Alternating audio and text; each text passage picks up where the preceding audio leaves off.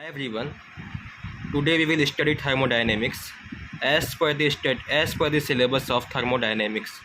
तो सबसे पहले हम लोग थर्मोडायनेमिक्स का मतलब जानेंगे. तो thermodynamics is basically is derive from the Greek words from two words therm and dynamics. Therm means होता है हीट और डायनेमिक्स मीन्स होता है पावर. तो thermodynamics is nothing but it is interaction of power and heat. Power और heat का interaction है thermodynamics. तो फर्स्ट डेफिनेशन ऑफ थर्मोडायनेमिक्स ये होता है, फर्स्ट डेफिनेशन जो है थर्मोडायनेमिक्स का वो ये है कि it is the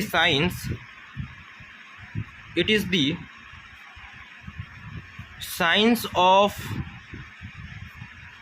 energy interaction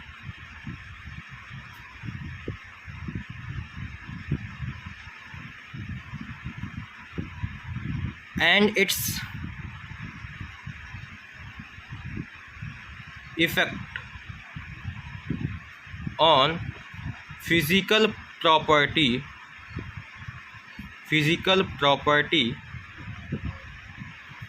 of matter.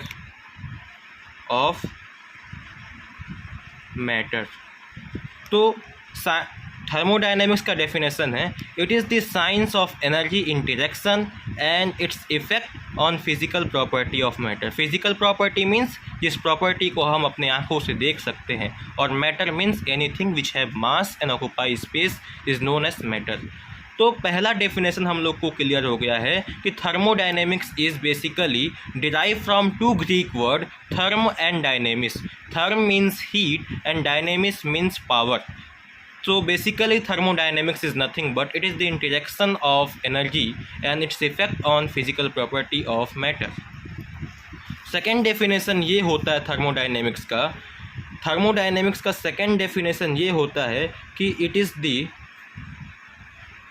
The study of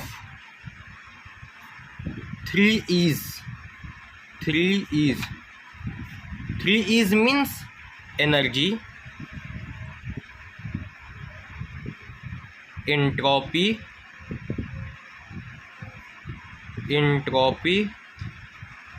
and equilibrium.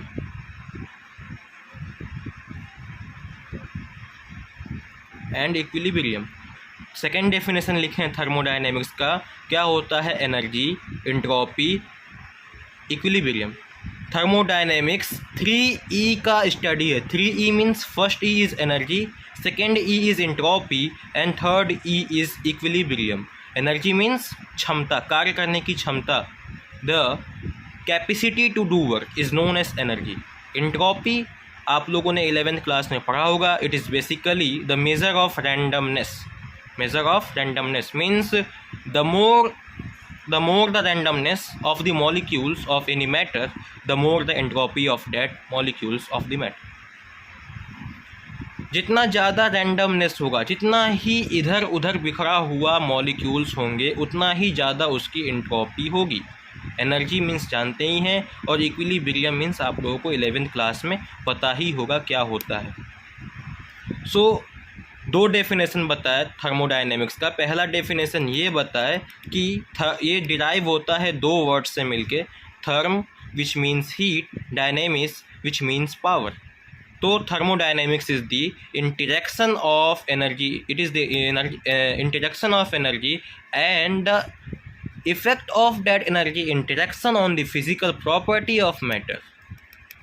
Clear है थर्मोडायनेमिक्स का डेफिनेशन. और अब हम लोग थोड़ा आगे बढ़ते हैं. अब हम लोगों को पढ़ना है कि थर्मोडायनेमिक्स के बाद कुछ टर्म्स होते हैं, उसको पढ़ना है. अब एक टर्म है उसमें system.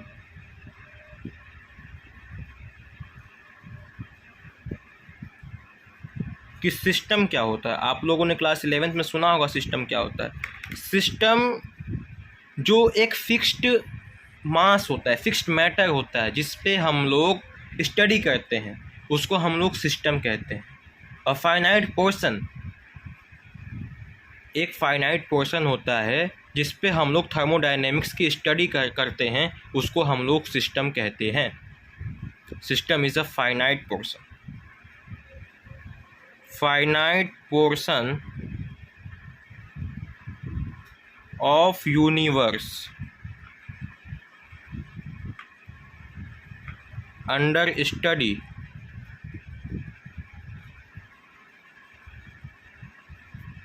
is called system. System के बाद होता है सराउंडिंग।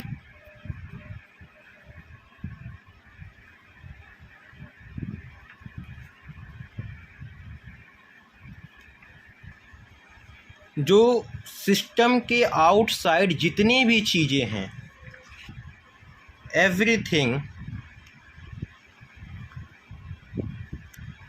आउटसाइड दिस सिस्टम, जिसमें एनर्जी या फिर मास का इंटरेक्शन सिस्टम के साथ होता हो, उसको हम लोग सराउंडिंग कहते हैं। Everything outside this system is called surrounding.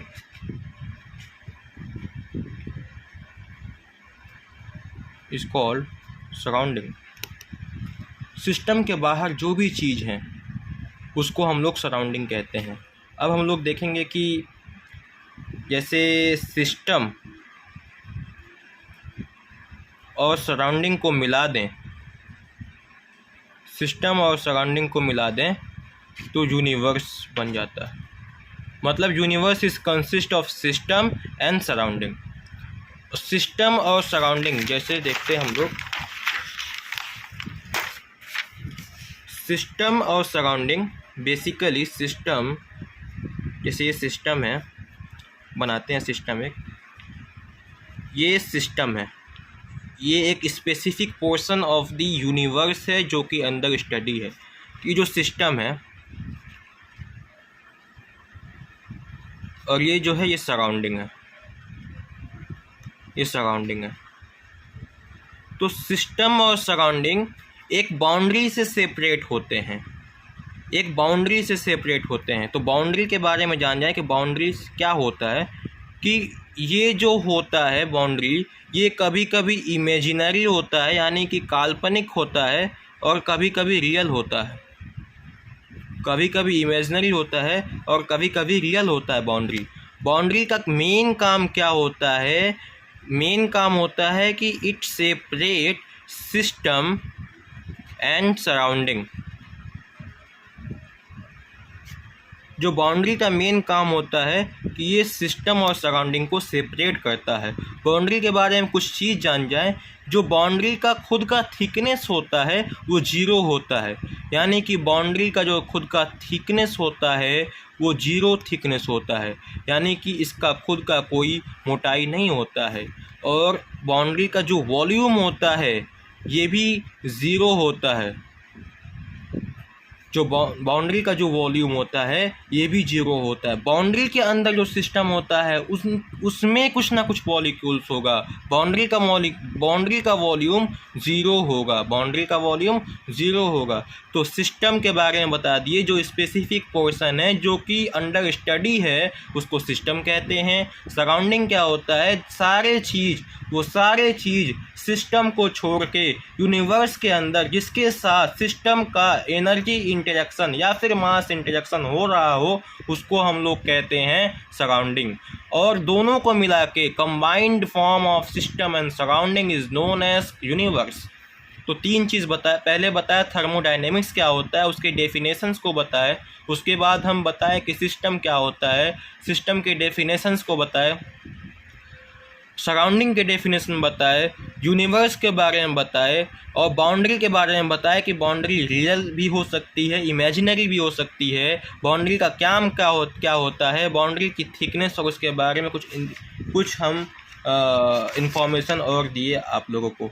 उसके बाद हम ये बताना चाहते हैं जो बाउंड्री होता है, जैसे ये मान लीजिए एक सिस्टम हम बनाते हैं, ये गैस पिस्टन बनाते हैं। तो ये सिस्टम बना दिए एक, जिस पे एक हम लगा दिए पिस्टन, ये पिस्टन लगा दिए। तो ये जो पिस्टन है ये क्या हो जाएगा, ये मान लो सिस्टम है, ये सिस्टम हो गया, और ये सराउंडिंग हो गया, ये सराउंडिंग हो गया। अगर गैस एक्सपेंड करता है, if gas expand then system goes up, then this piston goes up. Gas expand होगा तो वॉल्यूम बढ़ेगा, वॉल्यूम बढ़ेगा तो ये जो पिस्टन है ये ऊपर जाएगा। तो पिस्टन अभी किस चीज़ का काम कर रहा है यहाँ पे? पिस्टन बाउंड्री का काम कर रहा है। इसका मतलब ये हुआ कि बाउंड्री जो होता है वो मूव मे बी फिक्स्ड और मूवेबल। फिक्स्ड भी हो सकता है और मूवेबल भी हो सकता है। यहाँ पे एग्जांपल देके बताया कि अगर ये मान लीजिए सिस्टम है, ये सराउंडिंग है, तो दोनों को हम लोग सेपरेट किस चीज़ से करते हैं? बाउंड्री से करते हैं। यहाँ पे बाउंड्री क्या है? पिस्टन है। अगर गैस एक्सपेंड होगा तो पिस्टन ऊपर जाएगा।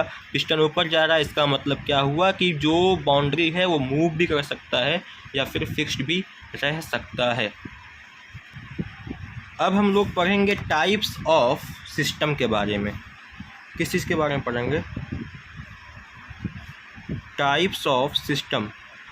कि सिस्टम के कितने टाइप्स हैं। आप लोगों ने 11th क्लास में इसको पढ़ा होगा कि सिस्टम के 3 टाइप्स होते हैं। कौन कौन से system? Open system, close system and isolated system. तो open system, first of all we will discuss about open system कि ओपन सिस्टम क्या होता है। मैं लिख कम रहा हूँ, समझाऊँगा ज़्यादा, क्योंकि बुक में तो लिखा ही हुआ होता है और वैसे भी ये बहुत ही बेसिक चीज़ें हैं। जैसे मान लेते हैं एक सिस्टम ए है और ये इसी में बी है। अगर किसी सिस्टम में एनर्जी और एंड मास दोनों एक्सचेंज हो सके सराउंडिंग के साथ या फिर किसी दो सिस्टम के साथ, if there is exchange of energy and mass both in between the two systems, then system is said to be open system. दोनों के बीच में एनर्जी और मास दोनों का एक्सचेंज हो सके उस सिस्टम को हम लोग कहेंगे ओपन सिस्टम। और दूसरा सिस्टम क्या है? Closed system. Close system. हाँ, ओपन सिस्टम का एग्जाम्पल क्या हो सकता है? ओपन सिस्टम का एग्जाम्पल हो सकता है आपकी स्कूटी का engine, engines of automobile, machines, ये सब ओपन सिस्टम के एग्जाम्पल है। इसमें मास भी एक्सचेंज होता है और एनर्जी भी एक्सचेंज होता है। दोनों का एक्सचेंज होता है बिटवीन द टू सिस्टम्स और between the system and surrounding. अगर सिस्टम और सराउंडिंग के बीच एनर्जी और मास दोनों का ही एक्सचेंज हो तो उस सिस्टम को हम लोग कहेंगे ओपन सिस्टम। क्लोज सिस्टम के बारे में देखते हैं। क्लोज सिस्टम क्या होता है? क्लोज सिस्टम, ये मान लीजिए सिस्टम ए है और ये सिस्टम बी है। ये है डायाथर्मिक वॉल। डायाथर्मिक वॉल क्या होता है? जो डायाथर्मिक सबस्टेंस से मिलके बना होता है, डायाथर्मिक सबस्टेंस से मिलके बना होता है, जो एनर्जी एक्सचेंज को तो परमिट करता है, यानी कि दोनों के बीच में एनर्जी का एक्सचेंज हो सकता है लेकिन मास का एक्सचेंज नहीं हो सकता है, क्योंकि डायाथर्मिक वॉल जो होता है वो एनर्जी एक्सचेंज करने देता है लेकिन मास का एक्सचेंज नहीं करने देता है। तो क्लोज सिस्टम वो सिस्टम है जिसमें एनर्जी एक्सचेंज नहीं होता है। एनर्जी एक्सचेंज नहीं होता है, सिर्फ एनर्जी एक्सचेंज होता है, सिर्फ मास एक्सचेंज नहीं होता है। सॉरी, क्लोज सिस्टम क्या होता है? क्लोज सिस्टम ऐसा सिस्टम होता है जिसमें मास का एक्सचेंज बिटवीन दो सिस्टम नहीं हो सकता है या फिर मास का एक्सचेंज सराउंडिंग और सिस्टम के बीच में नहीं होता है। सिर्फ और सिर्फ क्लोज सिस्टम में एनर्जी का एक्सचेंज होता है। सिर्फ और सिर्फ क्लोज सिस्टम में एनर्जी का एक्सचेंज होता है। क्लोज सिस्टम डायाथर्मिक वॉल से मिलके बना होता है। डायाथर्मिक वॉल डायाथर्मिक सबस्टेंस से मिलके बना होता है। डायाथर्मिक सबस्टेंस वो सबस्टेंस हैं जो कि सिर्फ और सिर्फ एनर्जी का एक्सचेंज परमिट करते हैं, मास का एक्सचेंज परमिट नहीं करते हैं। क्लोज सिस्टम के बारे में समझ में आ गया। क्लोज सिस्टम का एग्जाम्पल हो सकता है piston of cylinder, piston cylinder arrangement without valve. Piston cylinder arrangement without valve ये क्लोज सिस्टम का एग्जाम्पल हो सकता है। उसके बाद हम लोग पढ़ेंगे isolated system. Isolated system, isolated system. Isolated system means क्या होता है? पहले तो ओपन सिस्टम के बारे में पढ़े हम लोगों ने कि जिसमें मास और एनर्जी दोनों का ट्रांसफ़र एक्सचेंज हो। क्लोज सिस्टम में पढ़ा हम लोगों ने कि सिर्फ एनर्जी ट्रांसफ़र होगा, मास ट्रांसफ़र नहीं होगा। लेकिन आइसोलेटेड सिस्टम में ना तो एनर्जी ही एक्सचेंज होगा, ना ही मास एक्सचेंज होगा सिस्टम और सराउंडिंग के बीच या फिर किसी दो सिस्टम के बीच। आइसोलेटेड सिस्टम में, in isolated system there is neither exchange of mass nor energy in between two system और between this system and surrounding. Isolated system means isolate है। इसका एग्ज़ाम्पल कुछ लोग कहते हैं कि जो थर्मस वाला बॉटल होता है, थर्मस फ्लास्क जिसमें चाय रखने पे गर्म रहती है, हालांकि वो परफेक्ट एग्ज़ाम्पल नहीं है, क्योंकि उसको भी रखने के बाद 4-5 घंटे के बाद वो चाय ठंडा हो जाता है। या फिर ठंडा पानी को रखते हैं थर्मस वाले बॉटल में तो वो 4-5 घंटे के बाद गर्म हो जाता है, वो सराउंडिंग के टेम्परेचर में के बराबर हो जाता है उस वाटर का टेम्परेचर। लेकिन हाँ, अगर वो ठंडा ना हो तो कह सकते हैं कि वो आइसोलेटेड सिस्टम है। कुछ हद तक उसको हम लोग कह सकते हैं, जो बॉटल होती है मिल्टन वाली, उसको कह सकते हैं कि वो आइसोलेटेड सिस्टम में है। थर्मस इसका एग्जांपल हो सकता है।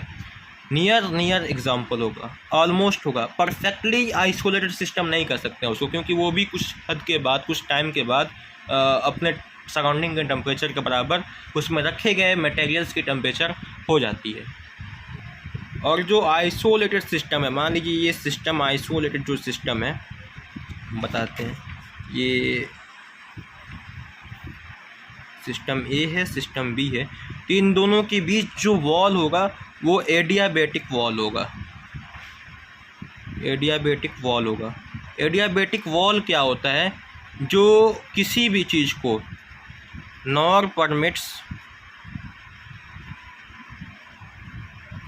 Mass neither